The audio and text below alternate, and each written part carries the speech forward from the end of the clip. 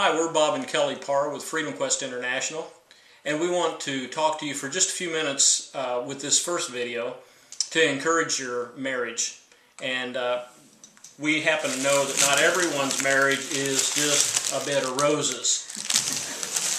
But even though oftentimes we'll ask people, how's your marriage doing? Oh, we're fine, we're fine. Yeah.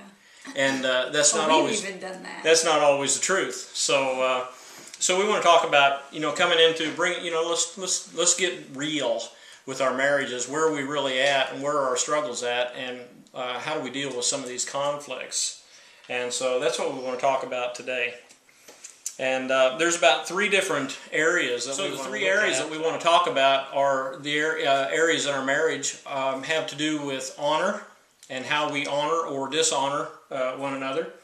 And second area would be walking in the light, that's a good one. That's about being transparent with one another. And I think that's really key. It's definitely key, and it's actually affected our marriage in a huge way. Huge way. And the last one, and certainly not the least, is we want to talk a little bit about presumption, being presumptuous in our marriage, and false expectations and those type things. So let's get started. Okay. Okay.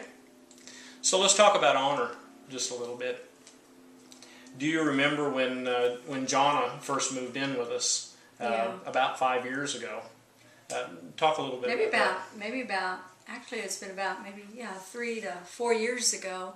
Our daughter moved in with us because we hadn't lived together as a family in over 12 years, with us being on the mission field and the kids being back here in the States. And within the first 2 weeks, maybe 3 weeks, something like that, we had as a family, we wanted to grow and work through some issues in our lives personally, so we gave each other permission.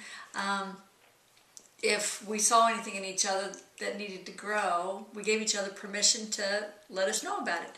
That's sort of how we live our lives anyway.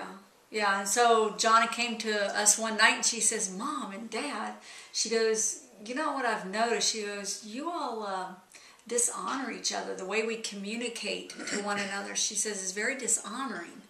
And so Bob and I had to really, we didn't get, what word do I want to say? We didn't get defensive, but we listened to what she had to say and observed in the next few days what that looked like.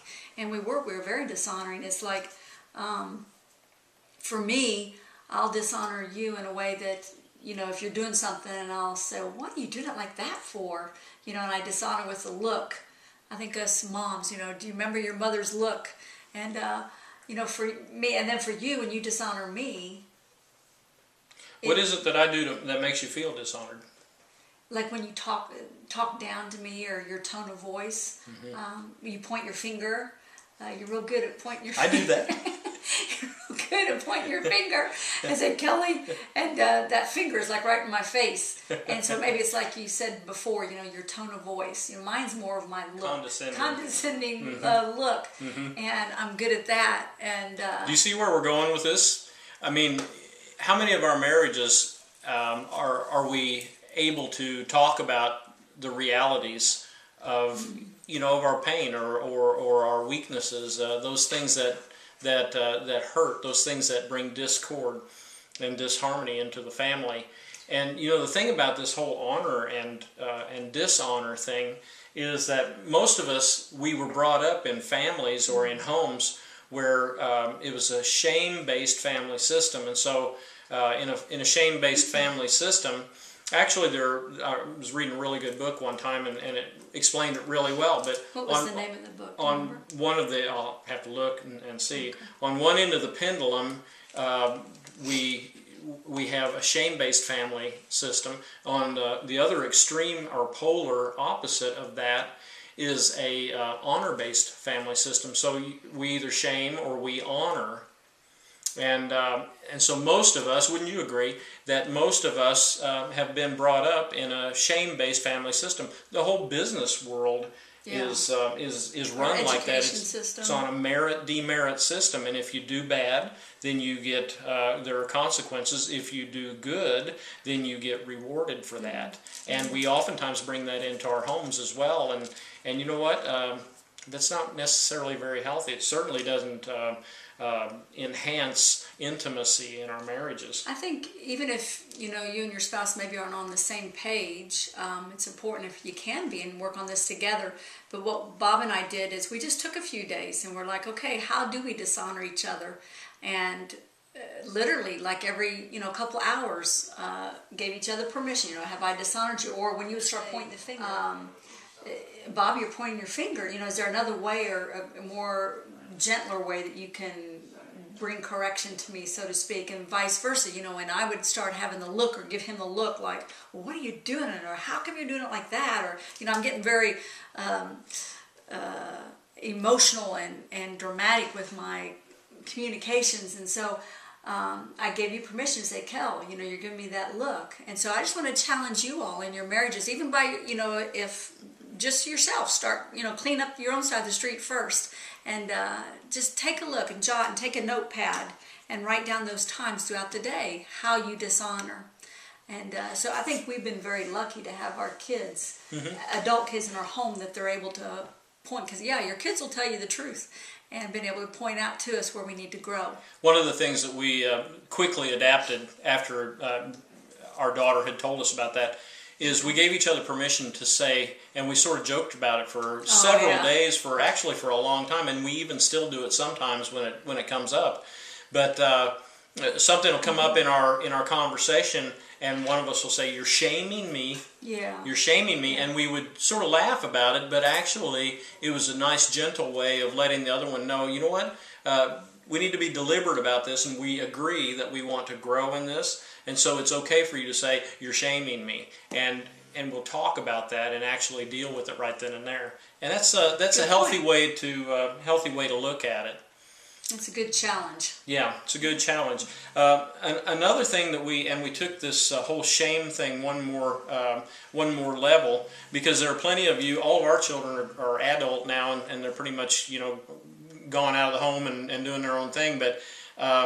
If we had small children in the home still, how would we do it differently? And how do you, we talked about this, Kel and I talked about this, how do we bring correction to our children without shaming them and making them feel low or less than or unloved? How do you do that in an environment when all we knew was shame? How do you change that? How do you make that right and healthy? Yeah. You remember that conversation we had? Yeah. And one of the things that we really felt like the Lord had shared with us was that the first step is you don't want to neglect the truth, because you want to be able to bring truth and light to whatever your child has done that you want to bring correction to, but you don't want to take away their integrity or you don't want to belittle them, take away their dignity, really, is what we oftentimes do. And so what I really felt like the Lord told me is touch is so important. Yeah.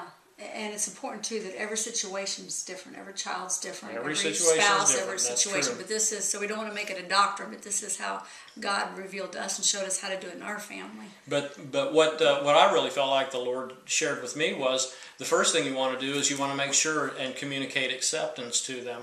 And so touch does that. You can put your hand on the shoulder or put your arm around their neck or whatever. But whatever it is that lets them know that, I accept you. Yeah. And then that means that I accept you. And then you just gently say, no screaming, no yelling, no need for that, or no name calling or condescension. The tone of voice. But very gently say, listen, we need to talk about something. This incident is something that we need to talk about. At the whole time remaining touch. That means I accept you, but we need to talk about this. And your tone of voice. And tone of voice is very huge.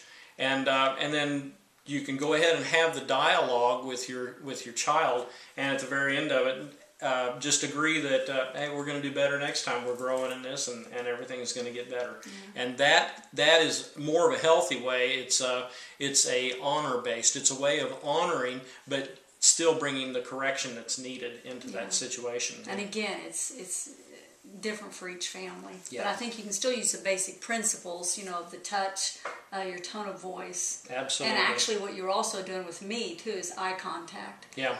Which is important. And we're on the same level. You're not like up looking down or, your arms aren't folded, and you know Right. the body language, but just your touch and eye contact and your voice. Honor is huge, and honor will really bring fruit into our families and healing. That's good. It's a good reminder. We need to sort of brush up, freshen up on that. Yeah, we all do. Yeah. It's a process. Okay. Thank you for joining us, and if you get a chance, check out our webpage Yeah, and stay tuned for more, because we've got more coming. at www.freedomquestinternational.org. freedomquestinternational.org. Thank you. Thanks. Bye.